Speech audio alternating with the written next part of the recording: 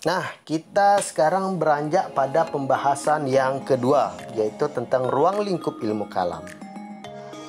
Sebagai disiplin keilmuan, maka konsekuensinya harus ada yang disebut dengan objek material dan objek formal. Ini objek ya, bukan ojek ya, mentang-mentang hijau nanti dikira ojek online pula.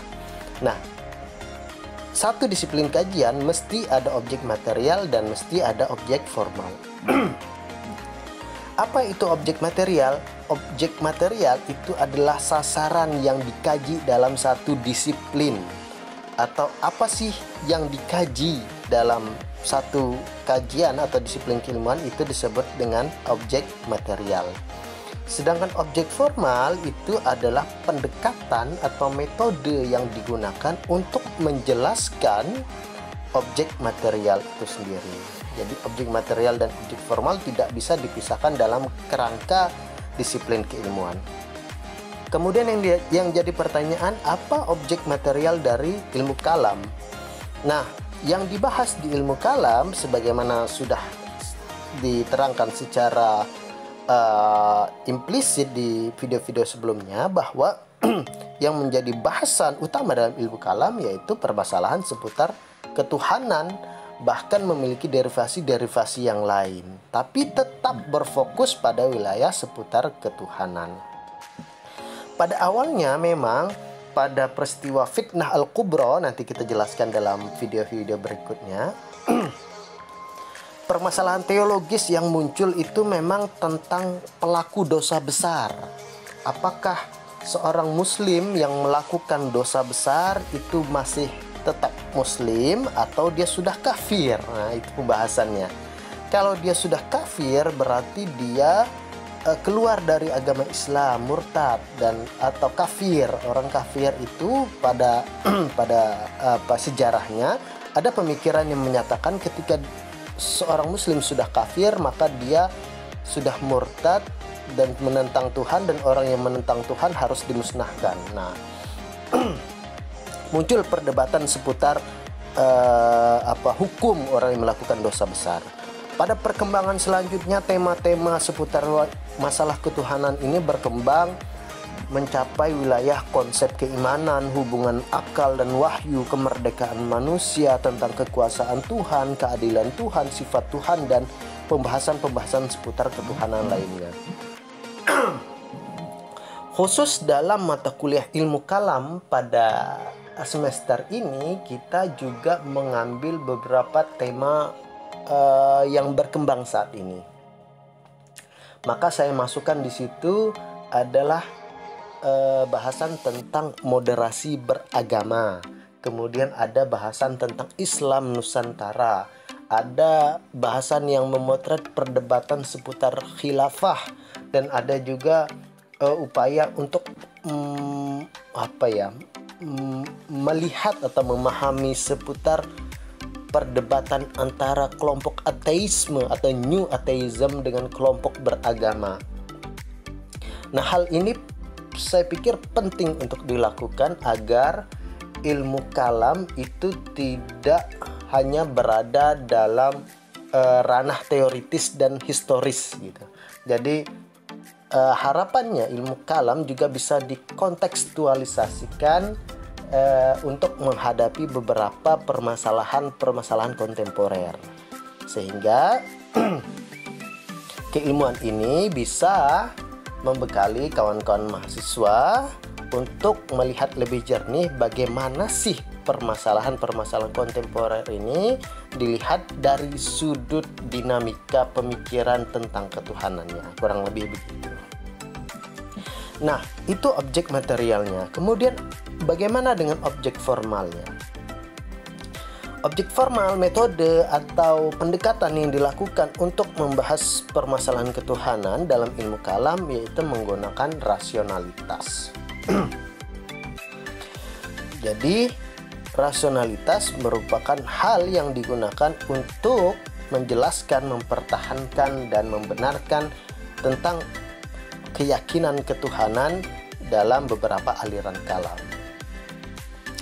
Tapi ada juga yang mengatakan bahwa pendekatan dalam ilmu kalam itu sebetulnya menggunakan filsafat bahwa filsafat dijadikan pendekatan masalah ketuhanan dalam tradisi Islam, itulah yang disebut dengan ilmu kalam, begitu katanya kurang lebih. Saya sebetulnya kurang sepakat dengan pendapat ini, tapi pendapat ini bisa ditoleransi ketika filsafat yang dimaksud adalah filsafat dalam bentuk mode of thinking. Jadi filsafat sebagai mode berpikir. Kalau filsafat dalam mode berpikir, maka isinya adalah rasional, kritis, radikal, dan lain sebagainya macamnya. Tentu itulah yang yang merupakan pendekatan utama dalam ilmu kalam. Sah-sah saja kalau begitu. Tapi ketika filsafat dilihat sebagai disiplin keilmuan atau produk berpikir, ini akan menjadi rancu ketika disandingkan atau dipaksakan dalam pernyataan filsafat sebagai pendekatan terhadap masalah ketuhanan dalam Islam yang dikenal dengan ilmu kalam, akan menjadi rancu. Kenapa rancu? Misalnya filsafat sebagai disiplin kajian, dia juga memiliki objek material dan objek formalnya sendiri, sehingga akan menjadi tumpang tindih. Terlebih lagi juga dalam filsafat juga ada bahasan sendiri tentang ketuhanan yang mungkin dalam ranah tertentu itu juga berbeda dengan ilmu kalam. Nanti kita akan bahas sedikit persamaan dan perbedaan antara ilmu kalam dan filsafat dalam slide berikutnya. Satu lagi aspek yang penting dalam menjelaskan ilmu kalam adalah aspek historis, karena memang lahirnya ilmu kalam, perdebatan ini tidak lepas dari situasi sosial politik dan pemikiran keagamaan umat Islam pada masa-masa tertentu. Tapi perlu ditekankan bahwa pendekatan sejarah secara kronologis itu tidak mendapatkan porsi yang besar dalam disiplin kajian ilmu kalam. Ia digunakan seperlunya saja. Ini untuk memotret jejak pemikiran atau genealogi pemikiran dalam ilmu kalam, dalam aliran-aliran kalam itu sendiri, atau untuk melihat latar belakang kemunculannya, maka kita gunakan pendekatan sejarah walaupun tidak dominan dan hanya digunakan seperlunya saja. Mungkin ini untuk membatasi ketercampuran bahasan antara disiplin kajian ilmu kalam dan disiplin bahasan dalam sejarah peradaban Islam. Nah, dalam sejarah peradaban Islam, maka pendekatan sejarah itu digunakan secara total, secara full begitu. Beda dengan ilmu kalam yang hanya mengambil potretan sedikit saja untuk mengetahui runtut peristiwanya dan latar belakang kemunculan aliran-alirannya. Itu ruang lingkupnya ya. Oke, kita sampai pada bahasan yang ketiga. Bahasan yang ketiga yaitu hubungan ilmu kalam dengan keilmuan lain dalam agama Islam. Nah, Cak Nurholis Majid dalam bukunya Islam Doktrin dan Peradaban mengatakan bahwa ada 4 tradisi keilmuan dalam Islam yang berkembang pada era tertentu. Yang pertama ada ilmu kalam, kemudian ada filsafat atau falsafah, kemudian ada tasawuf, dan yang ketiga ada fiqh. Nah, bagaimana hubungan keempat tradisi keilmuan ini? Maka kita bisa bahas satu persatu. Kalau kita lihat bahwa 4 disiplin keilmuan ini sama-sama berangkat dari permasalahan seputar ketuhanan. Masa sih yang betul? Apakah fikih juga berangkat dari masalah ketuhanan? Fikih kan masalah ibadah, masalah muamalah. Oke, nanti kita dengarkan penjelasannya. Oke, kita lihat ilmu kalam kajiannya tentang ketuhanan, filsafat juga salah satu kajiannya tentang ketuhanan, tasawuf juga bagaimana mendekatkan dengan Tuhan, fikih juga ada hubungannya dengan ketuhanan. Yang pertama, kita lihat ilmu kalam itu isinya menjelaskan, membenarkan dan mempertahankan akidah, itu keyakinan kepada Tuhan secara rasional.